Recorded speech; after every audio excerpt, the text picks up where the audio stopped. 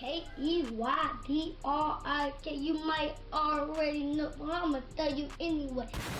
Yo, what's good, YouTube? It's your boy keydrik coming at y'all with a brand new banger. Yes, sir. Yes, sir. Yes, sir. And man, in today's video, I was just sitting here scanning, scan the badges. So my Illuminati shit, I was just scanning the badges, trying to find a video to react to. And bro, some of these titles got me in utter fucking disgust. This shit says, fresh out of jail, he killed a father, his best friend, and a baby over drugs and a PlayStation 5. What? The other ones say, love, lust, and the Lord. She killed her pastor after realizing he chose his wife over her. What? South Carolina's deadliest rap war, the chain that cost 2 rappers their lives. NFL player found dead in a porta potty after an emotional game. What? Bro, I ain't gonna lie, we finna react to this fresh out of jail, the nigga killing the daddy, his best friend, and a baby over a PlayStation 5 and some drugs. I don't know what the fuck that means. We gonna figure it out. If you got you a thoink, go ahead and me a thoink. You know I got me a fat ass wood, nigga. You know how the fuck I'm coming, man. Finna get right into this video, man. Leave a like, comment, subscribe, and hit that fucking post notification bell after you subscribe. Pussy boy. Let me turn this goddamn music out. Let's get right into it. When a family feuds with my lighter.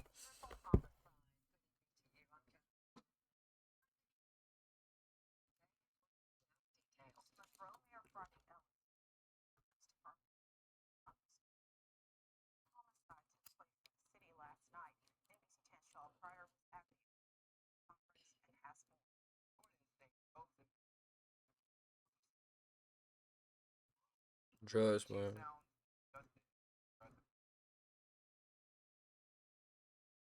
Special kind of evil. It is.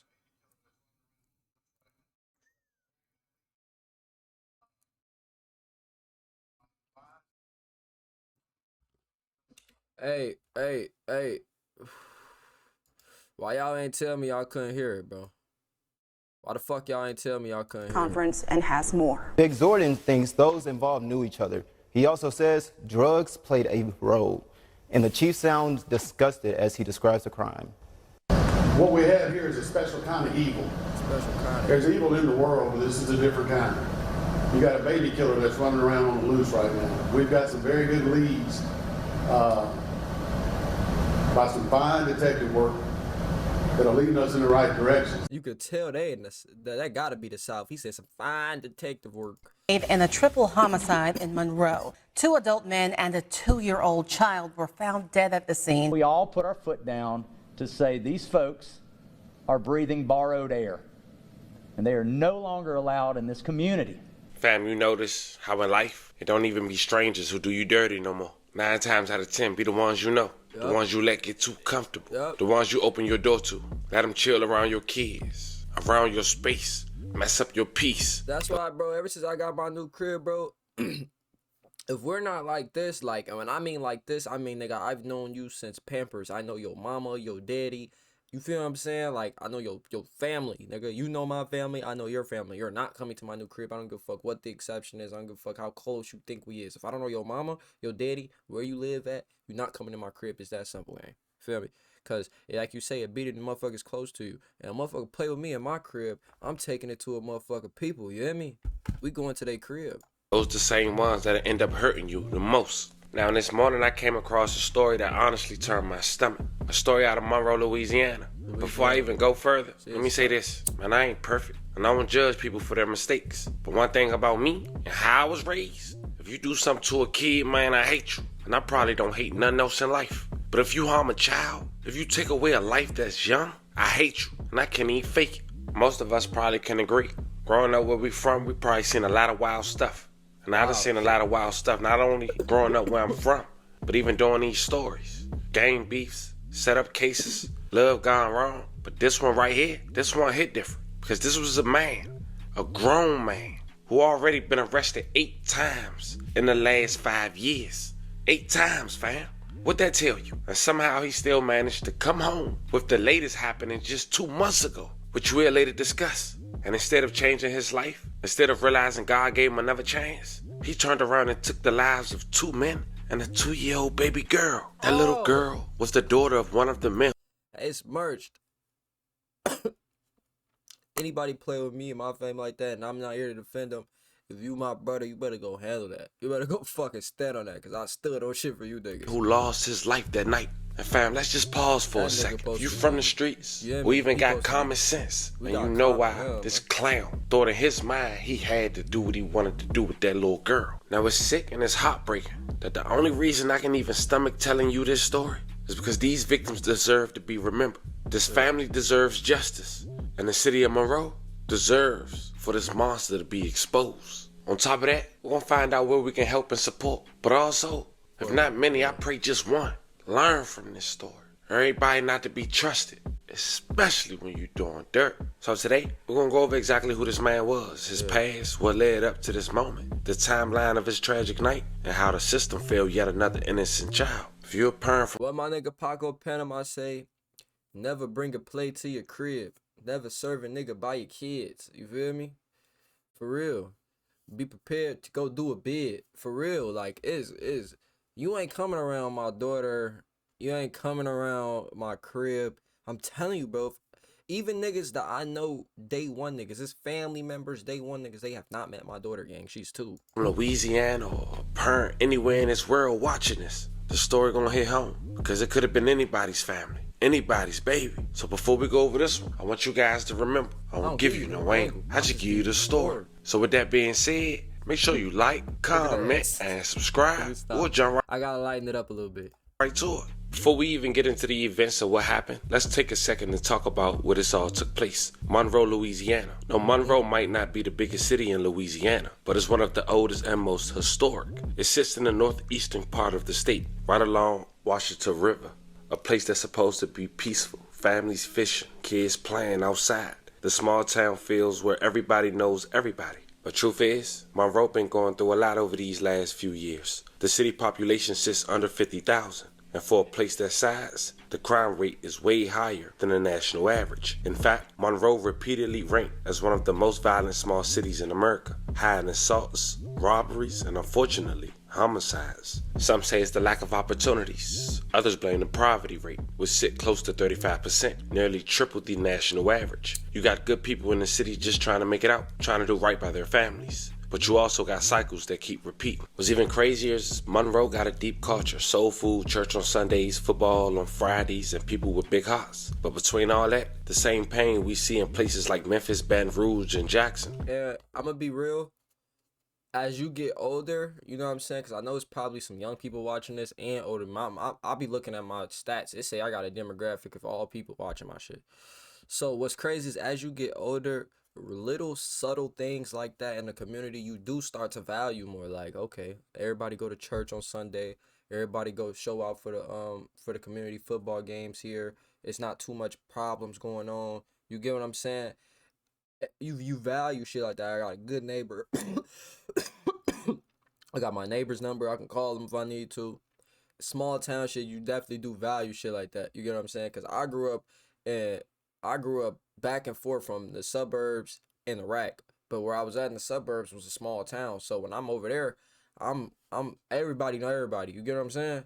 It's starting to spill over there too. So when a tragedy like this happens, not a random drive-by, not no street beef, but something that takes the life of a baby, it shakes the whole community to its core. And that's why I wanted to give y'all a little perspective before we jump into this story. Because when you understand what has happened and how the city been hurting for years, you realize this ain't just about one suspect. It's about a system that keep failing the same kind of families over and over again. Now let's go over what led up to the night, the timeline, the victims, and the man police say was responsible. Meet Travis Payton, 24 years old. As mentioned, he's been arrested 8 times in the last 5 years. One of his arrests come back in January 9, 2022, when a shooting victim walked up to St. Francis Medical Center with a gunshot wound after being dropped off by a white sedan. The local parish sheriff deputies attempt to conduct the traffic stop on the sedan, but lost sight of the vehicle on Bird Jones Lane. According to deputies, they located the sedan at the corner of Bird Jones Lane and Cagle Drive. Once deputies made contact with the occupants in the vehicle, they smelled a strong marijuana odor in the vehicle.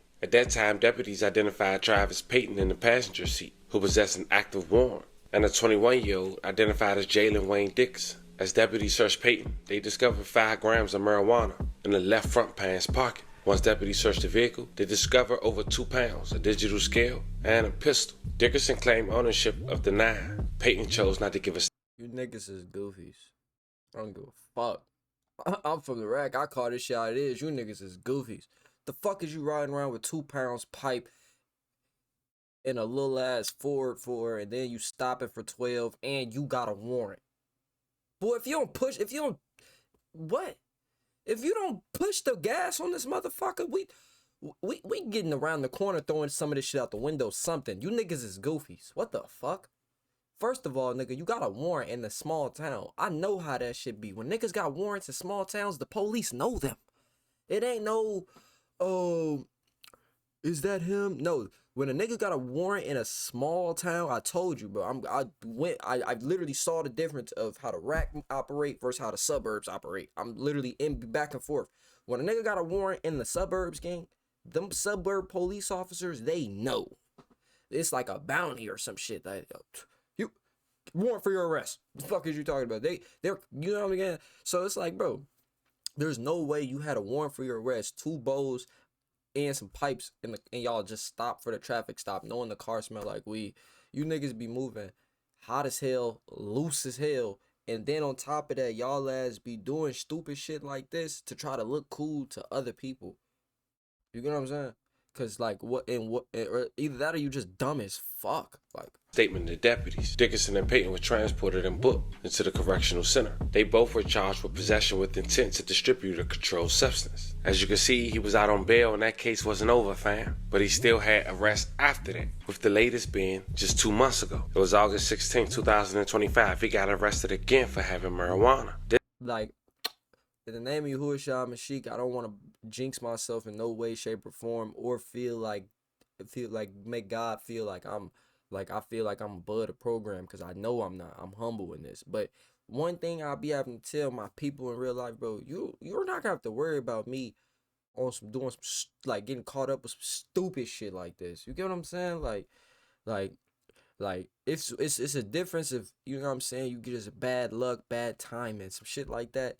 But this is just pure stupid shit. You get what I'm saying? Like, this time around 7 in the morning. But once again, he got a $2,200 bond. And then just 2 months later, October 20th. Talking too much. Dickerson claimed ownership of the 9. Peyton chose not to give a statement to deputies. Dickerson and Peyton were transported and booked into the correctional center. They both were charged with possession with intent to distribute a controlled substance. As you can see, he was out on bail and that case wasn't over, fam. But he still had arrests after that, with the latest being just 2 months ago. It was August 16, 2025. He got arrested again for having marijuana. This time around 7 in the morning. But once again, he got a $2,200 bond. And then just 2 months later, October 28th, 2025, at around 2:30 a.m., with authorities claiming over a marijuana dispute at a residence at the 2000 block of Grandmont Street near the city's public works department. Authorities walked in the residence and saw 2 men and 1 baby girl shot in the head upon walking inside the home. Monroe Mayor Friday. Authorities walked in the residence and saw 2 men and 1 baby girl shot in the head upon walking inside the home. Monroe Mayor Friday Ellis and the Monroe Police Department held a press conference today after a triple homicide took place in the city last night. NBC 10's Shaw Pryor was at the emotional press conference and has more. The result of this is the loss of life of a 2-year-old child. If you know something, say something. Last night on the 2000 block of Grandmont Street, there was a triple homicide that took the life of a 2-year-old child and 2 others. What we have here is a special kind of evil. There's evil in the world, but this is a different kind. Yeah. Make no bones about it, baby killers are our highest priority. Any loss of life is terrible. But to do that to a child who never had a chance to do anything is unacceptable in any world. Monroe Police Chief Vic Zordon says that the situation potentially involved retribution, and he urged the community to not take matters into their own hands. Drugs were involved in this case. These individuals knew each other. Retribution was a possibility, and what I encourage the public to do is not take matters into your own hands. I know when the situation is significant as this, when you've got a 2.5-year-old female baby dead, that you want to take things in your own hands. Don't do that. that makes things worse. The call to action for the community is to report any knowledge they have of the situation to help Monroe police capture a suspect. Make shit worse. This isn't just about this crime, it's about justice. It's important that we all put our foot down to say these folks are breathing borrowed air, and they are no longer allowed in this community. But we are a part of the criminal justice system, and we take our part seriously, and we ask that anybody else involved in this to take theirs serious as well. At this point, the investigation is still ongoing. For the full press conference, you can visit myarklamists.com. Reporting for your Arklamis News.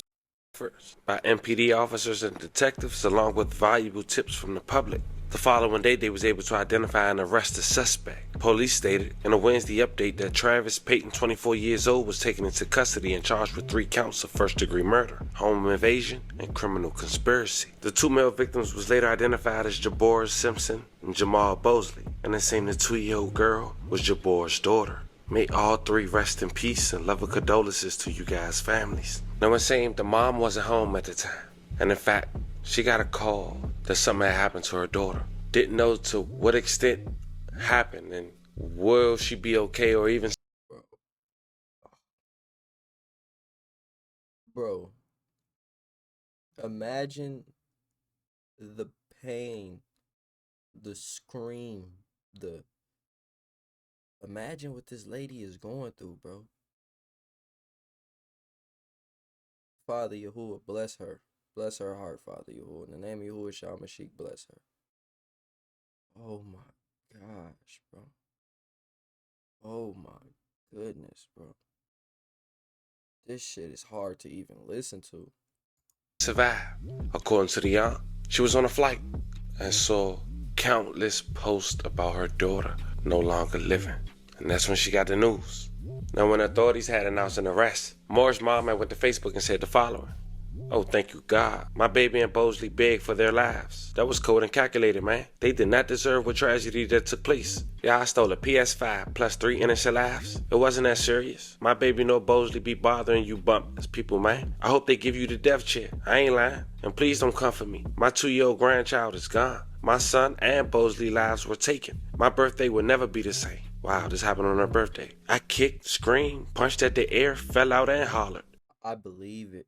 That's literally what I just said. Imagine with the lady, like, because black people, like black females, when they deal with certain people dying, like they can't deal with it. You get what I'm saying? Like me, I done went through a lot of deaths in my, you know what I'm saying, my life. You feel what I'm saying? So I seen how certain people react to certain deaths, and I understand how I react to deaths. You get what I'm saying? Other people,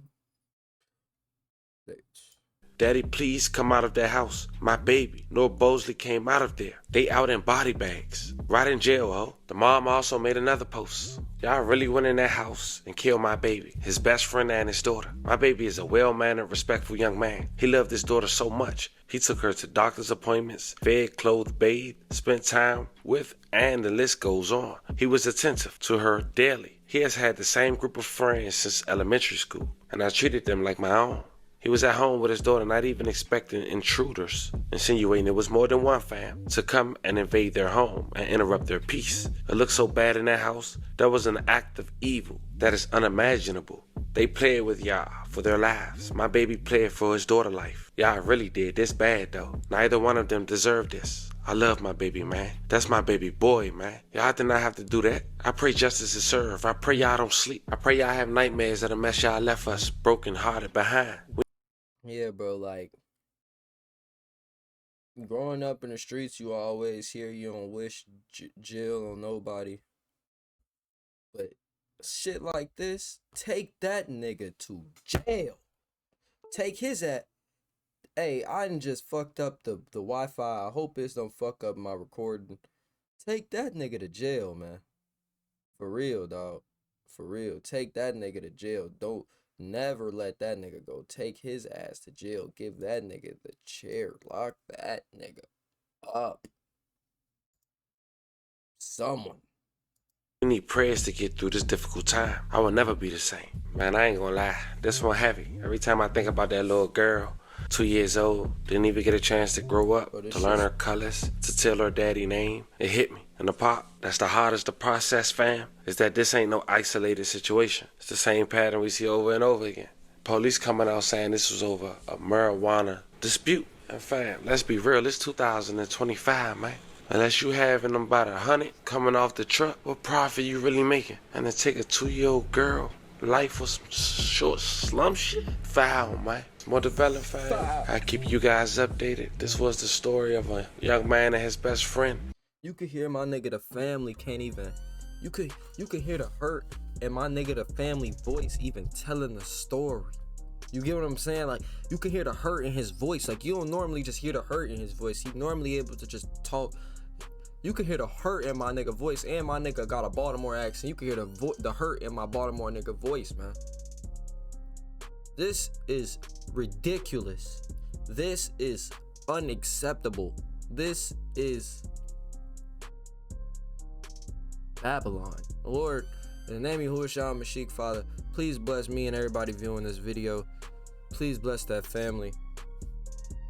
It's been your boy keydrik, man. I'm gonna catch you on the next one, bro. Leave a like, comment, subscribe. I'm out.